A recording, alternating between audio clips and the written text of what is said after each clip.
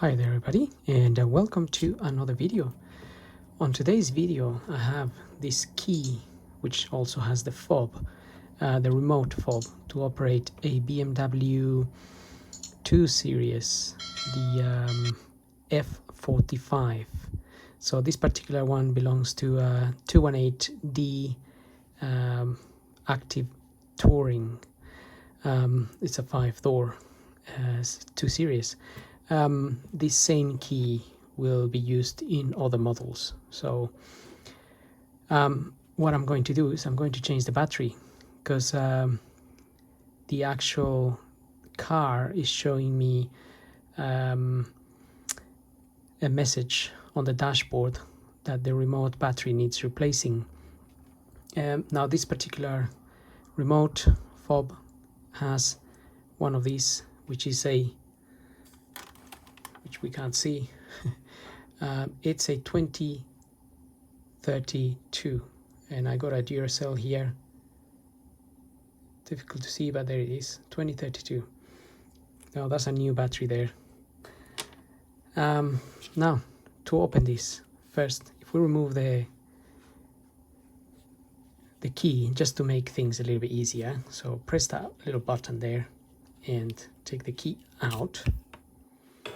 Then you have this part, and if we open this cover here, that's where the battery will be. So you can even use the key to actually insert it in this bit here and just turn that a little bit, and that will pop the cover out a little bit.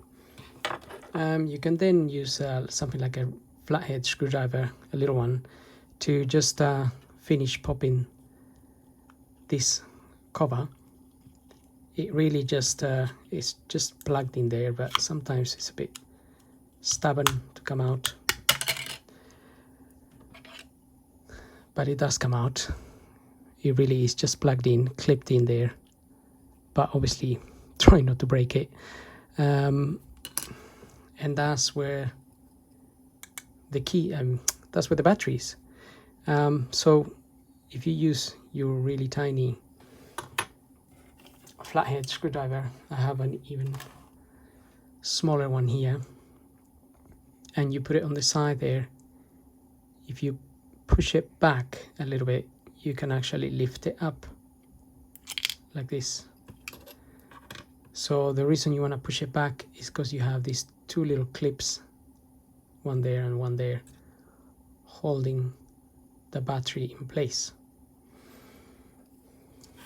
So get rid of that battery, get the new battery, make sure you peel that bit out, and then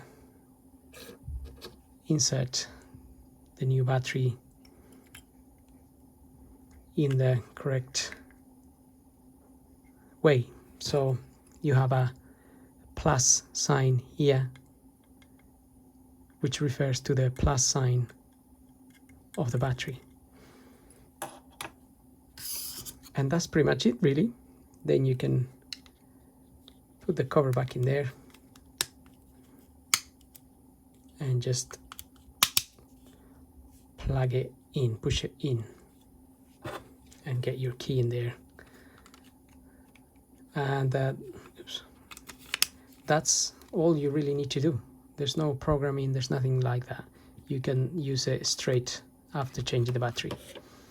So having done that, I hope this video helps. Don't forget to subscribe, and we'll see you on the next video.